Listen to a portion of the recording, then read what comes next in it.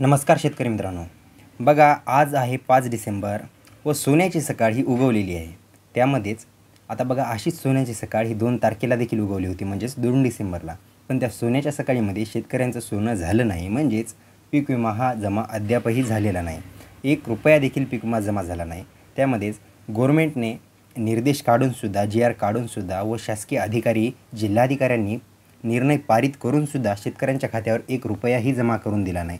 हे मी म्हणत नाही, हे स्वतः शेतकऱ्यांनी देखील कबूल केलं आहे की जी.आर. काढला होता व जिल्हाधिकारी म्हणले होते, डिस्प्लेवर तुम्हाला दिसून जाईल.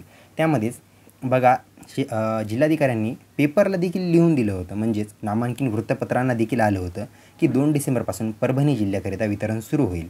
पण ते काही झालं नाही. त्यानंतर आज आली 5 डिसेंबरची तारीख. आज होता हिंगोली जिल्ह्याचा नंबर, म्हणजेच 5 डिसेंबरला हिंगोली जिल्ह्याला वाटप होणार होतं. ते होईल की नाही या गोष्टीचा सविस्तरपणे आढावा व्हिडिओमध्ये घेतला जाईल. व बऱ्याच जणांना याबद्दल संभ्रम वाटत होते की तुम्ही दिलेल्या न्यूज ह्या काही जणांना खोट्या वाटत होत्या. तर काही जण शेतकरी, आता तुम्हाला मागच्या कमेंटमधून कळलंच असेल की जिल्हाधिकारी देखील हो म्हणले होते की विमा वाटपाला सुरुवात होईल. तर ह्यामध्येच आणखी काही शेतकऱ्यांच्या अशा देखील कमेंट होत्या की आमच्या जिल्ह्यांचा नंबर कधी लागेल, डेट काय आहे. व काही शेतकऱ्यांच्या ह्या देखील मागण्या होत्या की तुम्ही शेतकरी संख्या व किती कोटीनुसार ह्याच्यामध्ये निधीमध्ये वाढ झाली आहे याबद्दलचा एक सविस्तर व्हिडिओ बनवा. तर त्या संदर्भात हा व्हिडिओ असणार आहे. तर व्हिडिओला शेवटपर्यंत नक्की बघा.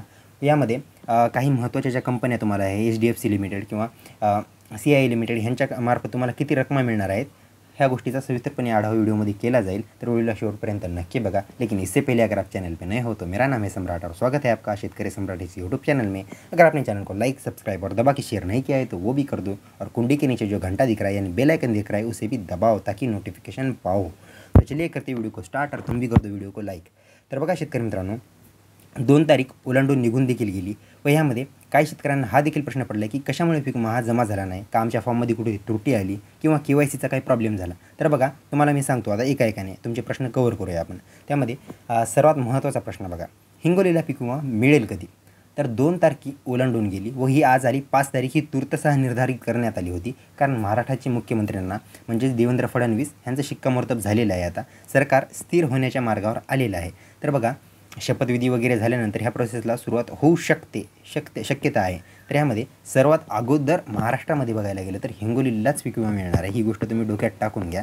त्यानंतर परभणीला, बाकी जिल्ह्यांसंदर्भात अपडेट तेही सांगतो. त्या अगोदर तुम्ही जिल्ह्यानिहाय किती कोटीमध्ये पीक विम्यामध्ये वाढ झाली आहे. जर तुम्हाला जुन्या रकमा बघायच्या असतील तर त्या मागच्या व्हिडिओमध्ये आहेत. तर बघा रकमा देखील जाणून घ्या व नवीन डेट्स पीक विम्यासंदर्भात काय आल्या त्या देखील अपडेट मी देण्याचा प्रयत्न करेन. तर बघा यामध्ये मी एकाएकाने जिल्ह्यानुसार तुमच्या रकमा, वाढीव रकमा सांगतो. जुन्या रकमा तुम्ही बघू शकता, चेक करू शकता. तर बघा बीडमध्ये 520 कोटी रुपये ही मिळणार आहेत. त्यानंतर नांदेडमध्ये 812 कोटी रुपये, जालन्यामध्ये 412 कोटी रुपये, हिंगोलीमध्ये 419 कोटी रुपये, धाराशिवमध्ये 211 कोटी, छत्रपती संभाजीनगरमध्ये 234 कोटी, वर्ध्यामध्ये 2,83,00,000 रुपये, त्यानंतर नागपूरमध्ये 24,48,00,000 रुपये, गोंदियामध्ये 26,29,00,000 रुपये व समोरचे जिल्हे आपण घेऊया. भंडाऱ्यामध्ये 10 कोटी रुपये, वर्ध्यामध्ये 41,48,000 रक्कम पाहायला गेलं तर कमी आहे. त्यानंतर येऊया आपण पुण्यामध्ये 10,73,000.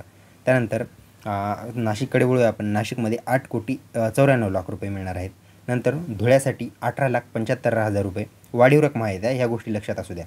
त्यानंतर येऊया आपण नंदुरबारकडे. त्यामध्ये 41,52,000 रुपये हे मिळणार आहेत. त्यानंतर अहिल्यानगर म्हणजेच थोडक्यात अहमदनगरकरिता 24 कोटी रुपये व जळगावकरिता 57,01,00,000 रुपये हे मंजूर आहेत. म्हणजे ह्या रकमा वाढीव आहेत. जुन्या रकमामध्ये थोडासा बदल आहे. म्हणजे पाहायला गेलं तर तेवढी मॅसिव्ह वाढ झाली नाही आहे, थोड्याफार प्रमाणात वाढ झालेली आहे. तर बघा ह्या होत्या जिल्ह्यानिहाय वाढ झालेली आहे. यामध्ये काही जिल्हे राहिले असतील, मला देखील लक्षात नाही आहे. तर ती जिल्हे, जर उर्वरित जिल्हे मी दुसऱ्या व्हिडिओमध्ये सांगण्याचा प्रयत्न करेल, कारण ह्या व्हिडिओमध्ये सांगलं तर व्हिडिओ खूप मोठा होऊन जाईल. तर बघा ह्यामध्येच आता 5 तारीख आली, आज पीक विमा मिळेल का. तर बघा पाहायला गेलं तर बरेचसे तुम्हाला यूट्यूबर म्हणत असतील की या 1-2 दिवसात पीक विमा मिळू शकतो. शक्यता आहे, त्यांचं देखील एका प्रकारे बरोबर आहे. कारण आज मंत्रिमंडळ हे देवेंद्र फडणवीस हे विराजमान होतील पक्ष ह्याच्यावर. पण प्रश्न सर्वात मोठा हा आहे की पीक विमा या 2 दिवसात मिळू शकतो का. तर बघा ह्याचं उत्तर म्हणजे काही देखील शेतकऱ्यांचे हे देखील प्रश्न आहेत की तुम्हाला हे नमो शेतकरी योजना व प्रधानमंत्री योजनेचा हप्ता आम्हाला 4,000 हा उद्या मिळू शकतो का 7 तारखेच्या आसपास. तर बघा त्याबद्दल महत्त्वाचं सांगण्याचं एवढंच म्हणजे की एवढ्या लवकर त्या 2 गोष्टींचा 4,000 हप्ता तुमच्या खात्यावर जमा होणार नाही. पण पीक विमा हा जमा होऊ शकतो. ह्याचं कारण म्हणजे पीक विम्यासंदर्भातचे जे पारित झालेले डॉक्युमेंट्स हे आहेत, ते आचारसंहिते अगोदरच हे तुमच्या प्रत्येक जिल्ह्याचे हे पारित झालेले आहेत व सर्टिफाईड झालेले आहेत. या गोष्टीची तुम्ही दक्षता असू द्या. म्हणजे पूर्ण शक्यता आहे की येत्या 2 ते 3 दिवसामध्ये पीक विमा हा मिळू शकतो. हिंगोलीपासून सुरुवात होऊ शकते. त्या गोष्टीची तुम्ही दक्षता घ्या. त्याचप्रमाणे हिंगोलीनंतर परभणीला हे 2 जिल्हे झाल्याशिवाय बाकी जिल्ह्यांना मिळणार नाही म्हणजे नाही. ही गोष्ट तुम्ही डोक्यात टाकून घ्या तुमच्या. तर ह्या होत्या या जिल्ह्यासंदर्भातच्या महत्त्वाच्या अपडेट्स. ह्यामध्येच अधिकृत डेट आल्याशिवाय तुम्हाला सांगणं देखील मूर्खपणा आहे. मी देखील तुम्हाला संभ्रमामध्ये ठेवू इच्छित नाही. तर चला मग ह्या होत्या आजच्या अपडेट्स. तर भेटूया आपण याच संदर्भात महत्त्वाच्या जर काही आणखी अपडेट आल्या तर त्या पुढच्या व्हिडिओमध्ये मी सांगण्याचा प्रयत्न करेल. व्हिडिओ जर आवडला असेल तर व्हिडिओला लाईक, शेअर व सबस्क्राईब करायला अजिबात विसरू नका. त्याच संदर्भात जर तुम्हाला पेड प्रमोशन करायचं असेल तुमच्या दुकानाचं किंवा बाकी इतर गोष्टीचं ते देखील आपल्याकडे अवेलेबल आहे. व यानंतर एक महत्त्वाचा आणखी एक अपडेट KYC संदर्भातचा एक व्हिडिओ येणार आहे. तो देखील पाहायला विसरू नका. तर चला इथपर्यंत बघितलं त्याबद्दल धन्यवाद. भेटूया पुढच्या व्हिडिओमध्ये अतिशय महत्त्वाची माहिती घेऊन. तोपर्यंत धन्यवाद.